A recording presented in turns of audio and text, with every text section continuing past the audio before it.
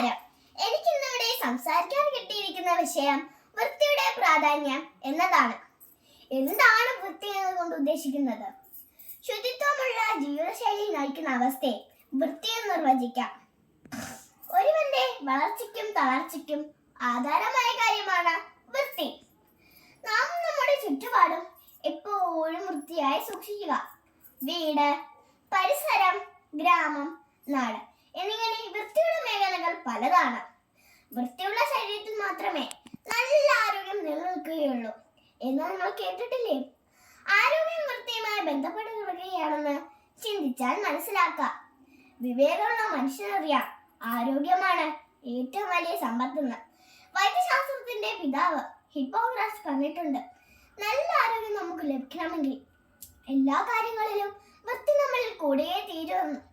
ഹന്ത പഴകിയ ശീലം പോലൊരു ബന്ധമുണ്ടോ ലോകത്തിൽ എന്ന് പറയും പോലെ ശീലിച്ചതേ പാലിക്കും. കൈകൾ വൃത്തിയായി കഴുകാനും നഖങ്ങൾ വൃത്തിയായി സൂക്ഷിക്കാനും ചപ്പുചവറുകൾ വലിച്ചെറിയാതിരിക്കാനും വസ്ത്രങ്ങൾ കഴുകി ഉപയോഗിക്കാനും സ്വന്തം മുറിയും പുസ്തകങ്ങളും വൃത്തിയായി സൂക്ഷിക്കാനും ചെറുപ്പത്തിൽ തന്നെ മാതാപിതാക്കളും അധ്യാപകരും പകർന്നു കൊടുക്കേണ്ട പാഠങ്ങളാണ്. ഒരു കുട്ടി തന്റെ വീട്ടിൽ നിന്നും സമൂഹത്തിൽ നിന്നുമാണ് വൃത്തിയുടെ ബാലപാഠങ്ങൾ പഠിക്കുന്നത്. വർദ്ധിച്ചു വരുന്ന രോഗങ്ങൾ വൃത്തിയില്ലായ്മയുടെ തെളിവാണ്. അതിനുദാഹരണമാണ് കൊറോണ, മഞ്ഞപ്പിത്തം, ചിക്കൻ ബോക്സ് തുടങ്ങിയ രോഗങ്ങൾ.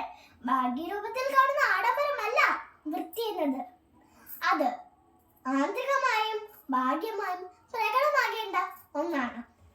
ജീവിതത്തിന്റെ തിരക്കുകൾ കാരണം ഇന്ന് വീടുകളിൽ ഭക്ഷണം പാചകം ചെയ്യാൻ പോലും ആരും താല്പര്യപ്പെടുന്നില്ല. ഹോട്ടലുകളിൽ വൃത്തിഹീനമായ അന്തരീക്ഷത്തിൽ പാചകം ചെയ്യുന്ന ഭക്ഷണപ്പൊതികൾ കുട്ടികൾ ഉൾപ്പെടെയുള്ളവർ രുചിയോടെ ഭക്ഷിക്കുന്നു.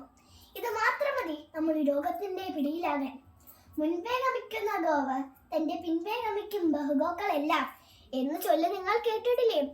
മുതിർന്നവർ കാണിക്കുന്ന ശീലങ്ങൾ കുട്ടികളും അതുപോലെ ചെയ്യുമെന്ന് ഞാൻ പറയാൻ തന്നെ നിങ്ങൾക്കറിയാമല്ലോ. മുതിർന്നവർ തന്നെയാണ് വൃത്തിയുടെ ബാലപാഠങ്ങളിലേക്ക് കുട്ടികളെ എത്തിക്കേണ്ടത്.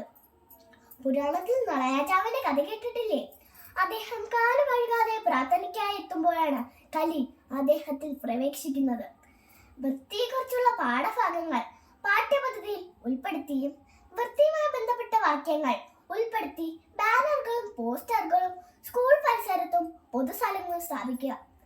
ഈ രീതിയിലൊക്കെ നമുക്ക് വൃത്തിയുള്ള ഒരു പുതുതലമുറയെ വാർത്തെടുക്കാൻ സാധിക്കും. ഇത്രയും പറഞ്ഞുകൊണ്ട് ഞാൻ എൻ്റെ വാക്കുകൾ ഇവിടെ ചുരുക്കുന്നു. നന്ദി, നമസ്കാരം.